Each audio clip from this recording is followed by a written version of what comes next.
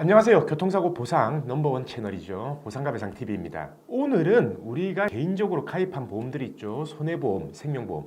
여기서요. 보험증권을 딱 보시면요.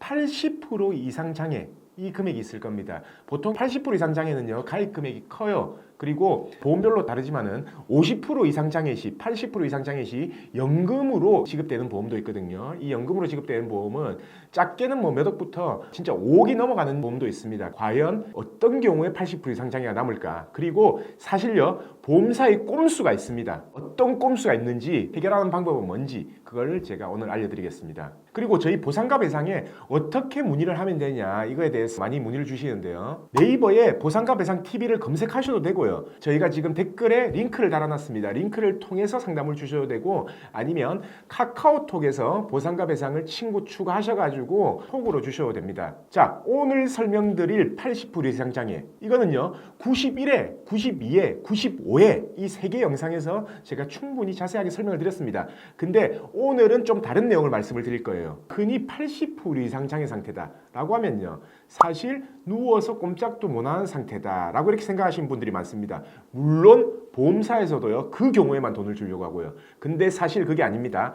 다 실제로 걸어 다니고 해도 80% 이상 장애가 나올 수 있어요. 보통 마비가 돼야지만 80% 이상 장애가 나옵니다. 예를 들어서요 머리에 뇌출혈이 발생했어요. 그러면은 뇌출혈이 발생한 반대쪽으로 편마비가 오거든요. 편측마비라고 해서 편마비라고 합니다.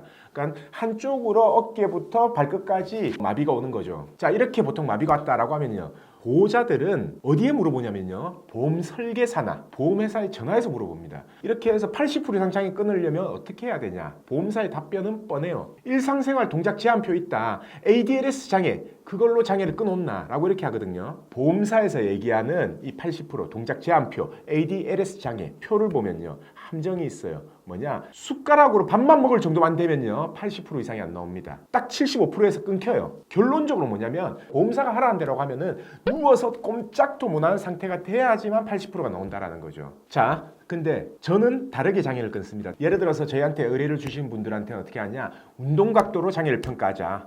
물론 운동각도요 주치의는 잘 안 해주려고 합니다. 왜 운동각도로 평가를 안 하고 ADLS 장애 동작 제한표로 이제 평가를 하냐면요 우리가 동사무소에 제출하는 장애 진단서 있죠. 그 양식이 이 동작 제한표에 의한 양식입니다. 그러니까 보통 주치의들이 착각을 해요. 이렇게 신경 손상이 된 사람한테는 동작 제한표로 장애를 해야 된다 착각을 하고 있는데 보험약관은 안 그렇습니다. 그렇게 평가해도 되고 운동각도로 평가해야 됩니다. 둘 중에 높은 거 한 개만 청구하면 돼요. 자, 운동각도가 왜 유리한지 볼게요. 보통은 이렇게 편마비가 되면요 머리에서 가까운 쪽부터 회복이 됩니다. 어깨가 제일 회복이 빠르고요. 바지 쪽에서는 고관절이죠. 그 다음에 팔꿈치, 그 다음 무릎 이런 식으로 이제 회복이 되고 결국은 나중에 손목, 손가락 발목, 발가락은 회복이 안 될 가능성이 높다라는 거예요. 자, 아까 제가 말했죠. 숟가락만 들 수 있으면 일상생활 동작 제한표에서는 80%안 나온다. 근데 운동각도 한번 볼게요. 손가락이 움직여요. 움직이는데 반 이상 안 움직이는 겁니다. 마비로 인해서. 그러면은 손가락 4개가 다 합쳐서 30%예요. 발가락이 조금 꿈틀을 하는데 다 안 움직인다. 그럼 발가락 다 합치면 20%거든요. 지금 손가락하고 발가락만 해도 장애율 50% 나왔습니다.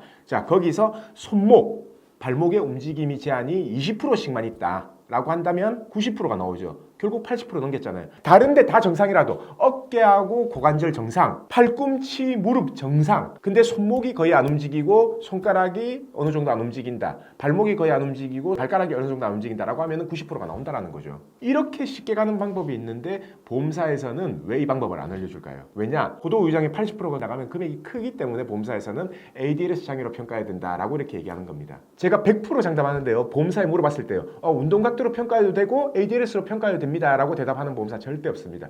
무조건 ADLS로 해오세요 라고 하거든요. 근데 ADLS로 하면 80% 나오기 힘듭니다. 자, 이 영상 보시는 분들 또는 질병이나 상해로 고도후유장에 해당되는 분이 있다. 그러면 꼭 이 영상 공유를 해주시고요. 보험사에 받을 수 있는 보험금은 무조건 받으셔야 됩니다. 자, 오늘 영상은 여기까지 하겠습니다. 내일도 새로운 주제를 가지고 오겠습니다. 오늘 영상 끝까지 봐주신 구독자분들 감사드립니다.